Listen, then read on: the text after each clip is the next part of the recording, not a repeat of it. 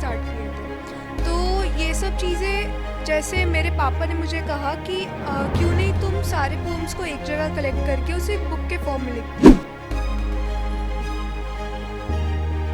School से सहयोग मेरे को बहुत अच्छा मिला क्योंकि वहाँ पे भी मुझे टीचर्स, मेरे प्रिंसिपल, डायरेक्टर सर वगैरह सब ने मेरी बहुत हेल्प की, सब ने मेरी बहुत मदद की।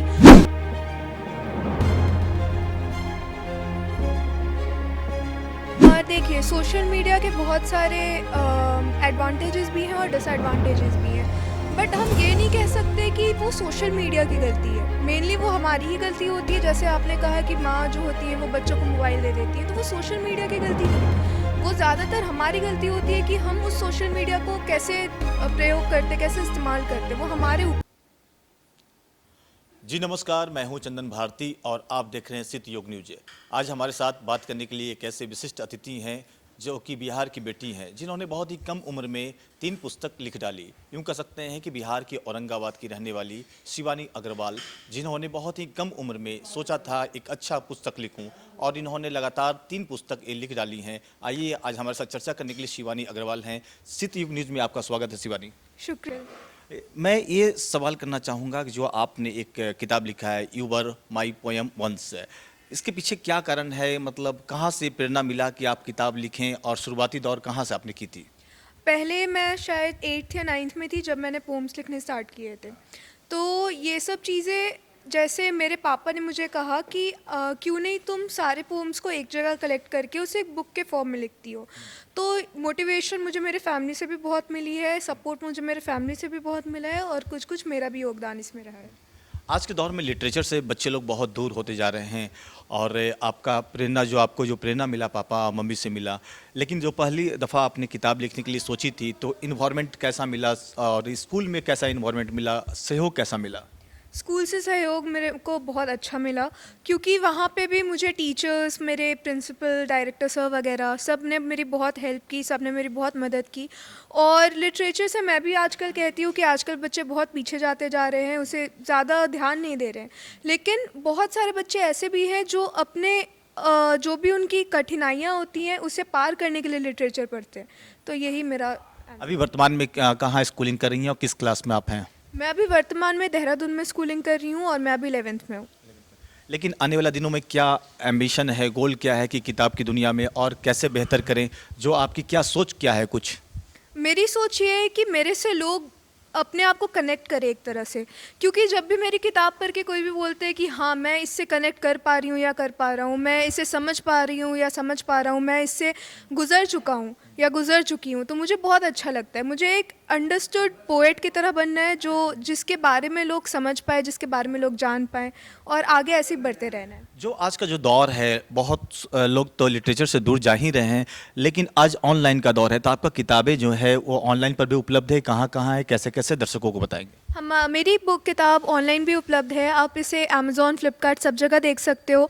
ये इंडिया में भी है, ये आउट ऑफ इंडिया में भी है, amazon.in में भी है और amazon.india में भी है। जैसा कि सुनने में आ रहा है कि आपका जो किताब का जो सेमिनार है या प्रगति मैदान में जो लगता है उसमें प्रदर्शनी उसमें भी लगा है।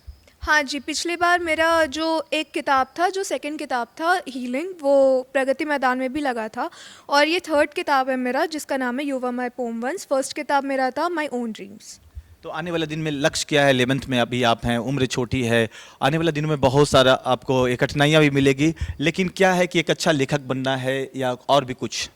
मुझे एक साइकोलॉजिस्ट बनना था, मतलब बनना है एक्चुअली, बट मेरा ये भी है कि मैं लिटरेचर को कंटिन्यू करके चलूँ, क्योंकि अगर मैंने एक चीज़ स्टार्ट कर दी है तो मैं उसे ख़त्म नहीं करना चाहूँगी और ये बहुत अच्छी चीज़ भी है जिससे मैं अपनी फीलिंग्स को लिख सकती हूँ। तो इसलिए मैं ये चीज़ अपनी कभी हटानी नहीं चाहूँगी, ये चीज़ कंटिन्यू रखना चाहूँगी और बाकी अपने गोल्स को भी और एम्बिशंस को भी कंटिन्यू रखूँगी। आपने जो शुरुआती शिक्षा पाई होंगी बिहार के औरंगाबाद से ही। यस, मैंने पहले जीडी गोयनका में पढ़ी लिखी हूँ, मैं 10th तक वहाँ रही हूँ, फिर उसके बाद मैं देहरादून चली गई।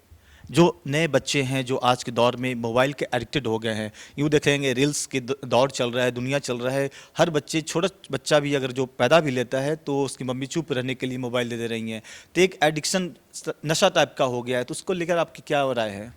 देखिए, सोशल मीडिया के बहुत सारे एडवांटेजेस भी हैं और डिसएडवांटेजेस भी हैं, बट हम ये नहीं कह सकते कि वो सोशल मीडिया की गलती है। मेनली वो हमारी ही गलती होती है। जैसे आपने कहा कि माँ जो होती हैं वो बच्चों को मोबाइल दे देती हैं, तो वो सोशल मीडिया की गलती नहीं है।